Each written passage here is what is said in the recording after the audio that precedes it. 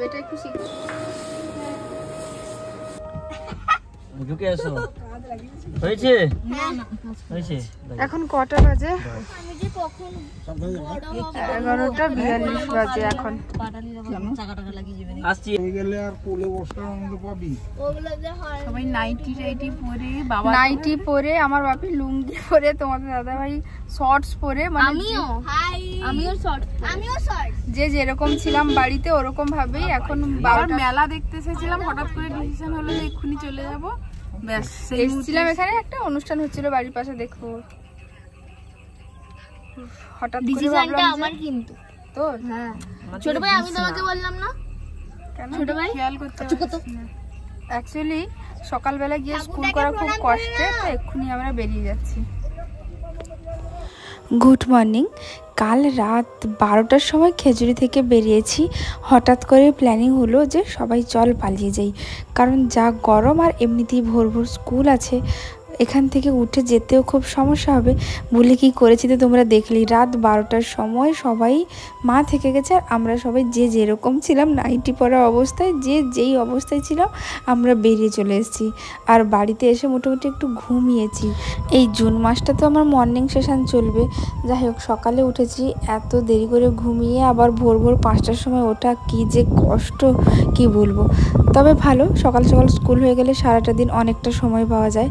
তো এখন তাড়াতাড়ি করে রেডি হয়ে নিচ্ছি। অ্যাকচুয়ালি চোখ মুখ পুরো আমার ফুলে আছে, ঘুমের প্রচুর অভাব। একটা হয় ঘুম বেশি হলে চোখ মুখ ফুলে যায়, আবার দেখি ঘুম কম হলেও আমার দেখি চোখ মুখ ফুলে যায়। তো এখন তাড়াতাড়ি করে চুল টুল আঁচিয়ে নিচ্ছি। আর এই যে তোমাদের দাদা ভাই আমাকে ছাড়তে যাবে। অ্যাকচুয়ালি ও না এই কাজটার জন্য কোনোদিন দেখি না যে বিরক্ত হওয়া, প্রতিদিন কেন ছাড়তে যাব নিয়ে আসবো। ও মানে একটাই কথা বলে সব সময়, দুজন দুজনের পরিপূরক হতে হবে, প্রত্যেকটা মুহূর্ত দুজন দুজনের পাশে থাকতে হবে। এই কথাটাও সবসময় বলে যে আমার যেমন প্রতি বিপদ আপদে তুমি থাকো, আর তোমার সমস্যাগুলো তো আমাকেই দেখতে হবে। যাই হোক, ও কোনোদিনও ওকে আমরা বলতে হয় না, অ্যাকচুয়ালি ও নিজে থেকেই জানে যে কোন দিন ছাড়তে যেতে হবে, কোন দিন কী ব্যাপার। আর এখন যেহেতু আমার স্কুটি খারাপ, ওকেই ছাড়তে যেতে হচ্ছে। এত সকাল সকাল ও উঠে পড়েছে, গরমের তো আর কম নেই।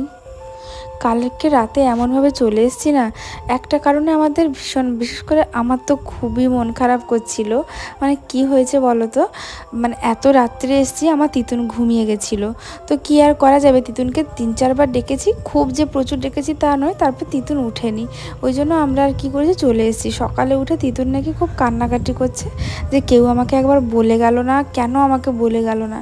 তো মন খারাপও করছে, ওইটার জন্য শুনে এত কষ্ট হচ্ছিল।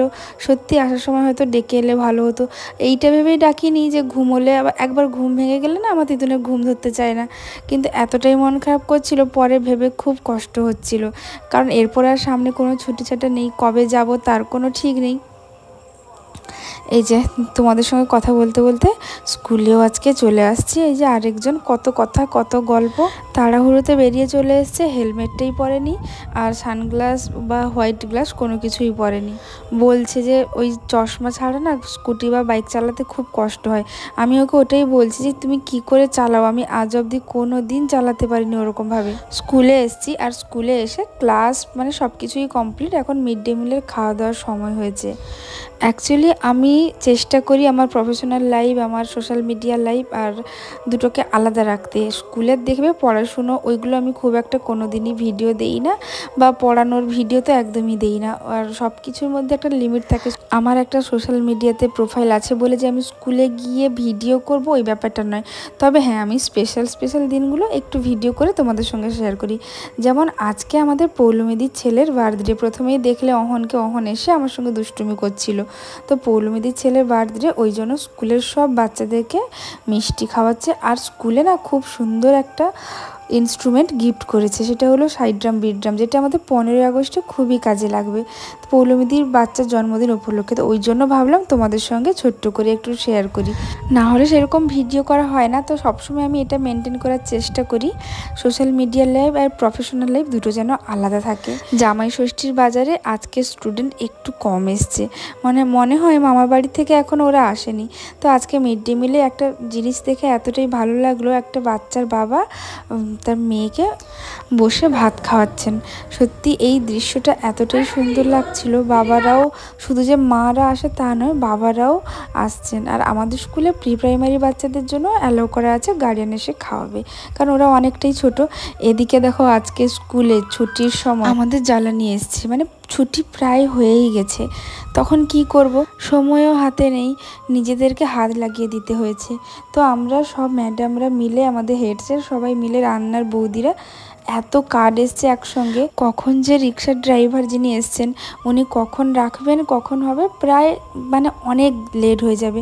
ওই জন্য আমরা সবাই মিলে হাত লাগিয়ে দিয়েছি। আর এত কার্ড তো একটা মানুষ করবে, খারাপও লাগছিল। তো আমাদের স্কুলে কয়েকজন, ওই যে বড়গুলোকে দেখতে পাচ্ছ, ওরা হলো মানে হিটলার ওয়ান টাইপ অফ, মানে ওরা কিছু না বলে ম্যাডাম আমাকে দিন, ম্যাডাম আমাদেরকে দিন, তো এরকম করে। তো ওরা হচ্ছে আমাদের স্কুলের ওই শিক্ষামন্ত্রী, প্রধানমন্ত্রী, মুখ্যমন্ত্রী, মোটামুটি সব রকম তো পদ থাকে, ওরাই সব কাজে একদম এগিয়ে। তো দেখো সব ম্যাডামরা আমরা মিলেমিশে এই দুপুরবেলা এইসব কাজ করছি। তো এটার ছোট্ট করে একটা ভিডিও করার একটাই কারণ, দেখো স্কুল আমাদের দ্বিতীয় বাড়ি, স্কুলে আমরা বেশিরভাগ সময়টাই কাটাই, প্রয়োজনে আমাদেরকেই এগিয়ে আসতে হবে, এগিয়ে এসে সব কাজ করতে হবে।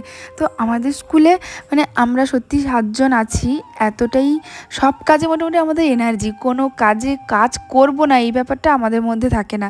তো সবাই মিলেমিশে এগিয়ে কাজটা করা শুরু করে দিয়েছি। এর আগে এতক্ষণ আমাদের হেড স্যার করছিলেন। আরেকটা কথা, এখন বাচ্চা কাচ্চাকে দিয়ে স্কুলে কিছু করানো হলে এটা নিয়ে অনেক রকমেরই কথা হয়। যদিও আমাদের স্কুলে আজকে বাচ্চারা ওরাই নিজে থেকেই জোর করে করেছে, কিন্তু মেন একটা কথা বলতে, আমরা যখন নিজেরা ছোট ছিলাম আমরা স্কুলে কত কাজ করতাম, স্যার ম্যাডামরা কিছু বললে ওটাই আনন্দ, গাছে জল দেব, ঘর ঝাঁটাবো, মানে কি বলতো, এটা শুধু কাজ নয়, এটা ওদের শিক্ষাও। আমাদের সঙ্গে হাতে হাত লেগে কাজ না করলে ওরা শিখবে কি করে। এখন আমাদের স্কুলে বাচ্চারা কেউই ঝাঁটানো ওইগুলো কোনো কিছুই করে না, কিন্তু ছোটোবেলায় আমরা ঝাঁটাতাম। আজকে ওরা আমাদেরকে অনেক হেল্প করেছে, যদিও ছোটোগুলো নয়, যাই হোক দাদারা তো হেল্প করেছে। ওই জন্য ওদের জন্য আমি চকলেট এনেছিলাম, ও সবাইকে একটা করে চকলেট দিচ্ছিলাম, একটা না, শেষে আবার বাড়তে দিয়ে দিলাম 2-3টে করে, কে কটা নিবি নে। তো আমাদের স্কুল ছুটিও হয়ে গেছে। ফেরার পথে তোমরা তো আজকে দেখেছো যে পৌলমীদি স্কুলে মিষ্টি খাইয়েছিল, স্কুলের পক্ষ থেকে পৌলমীদির ছেলের জন্য তো কিছু তো একটা নেওয়া পড়ে। চলো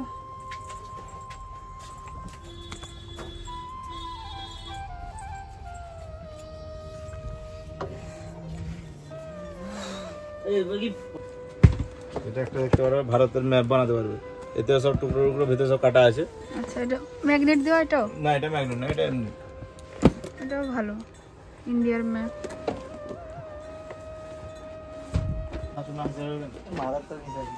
যা গরম, এসে বসে পড়লাম দোকানে। এটা একটা হবে, এটা ম্যাগনেটিক দাবা আছে। দাবা তার এমনি আছে, দাবা নেব। চলো চলো, সকালে খাওয়া হয়নি, একটা হবে, বেরিয়েছে। এটা এরকম স্ট্যান্ড মতো দেওয়া আছে, এটা তো দেওয়া আছে এরকম স্ট্যান্ড, রিং দেওয়া আছে, এটা দুধে ছুঁড়ে ছুঁড়ে দেওয়া। সেটা খারাপ না, সেটা খারাপ, বাচ্চা এসে বাচ্চা। না না না না না, রিমোট দেওয়া গাড়িটা নেব না এটা নেব? ইন্ডিয়ার ম্যাপ, এটা একটু শিক্ষণীয় ব্যাপার আছে এটার মধ্যে, বেশি মানে বাচ্চা শিখবে। বাচ্চা খেলে কিরকম টাইপের জিনিস, ট্রেন ফ্রেন নেবে, পাতাতে চলবে না, এটাই নিয়ে নেব।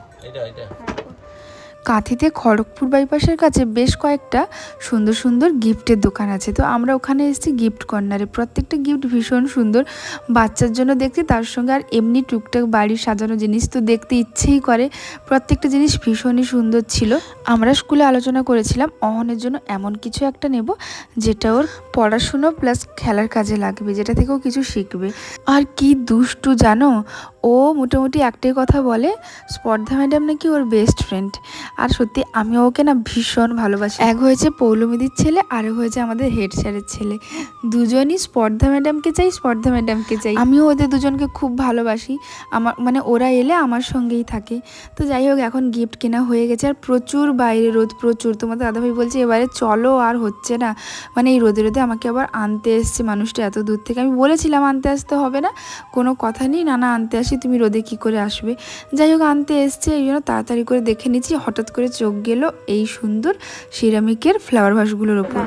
আমি খাবো না, না আমি রোদের লুচি খাবো না। তো এই স্কুল থেকে বাড়িতে এলাম, এখন কটা বাজে? এখন 12টা বাজতে যায়, 11টা 40। বৃষ্টি শুরু হবে কি, গরম বেড়েই চলেছে, প্রচুর গরম। এরপরে এসে ফ্রেশ ট্রেশ হয়ে আরও রান্নাবান্না করবো। তো যাই হোক, একটু পরে কথা হচ্ছে। দেখবে সকালে যখন সুন্দরভাবে, বা সকালে হোক যখন হোক, বাড়ি থেকে যখন সুন্দরভাবে রেডি হয়ে বেরোবো তখন একরকম লাগে, আর দিনের শেষে বাড়িতে ফিরে তখন আরেক রকম লাগে। এখন আমার অবস্থাটা দেখো। আজকে তো আবার কানেও আমি কিছু পরেছিলাম না, চলে গেছিলাম। 12টা বাজতে যায়, তবে এক্ষুনি আমি রান্নাবান্না করতে পারবো না, একটু আমাকে রেস্ট নিতে হবে। আমি 12টার দিকে নিচে রান্নাবান্না করতে যাব।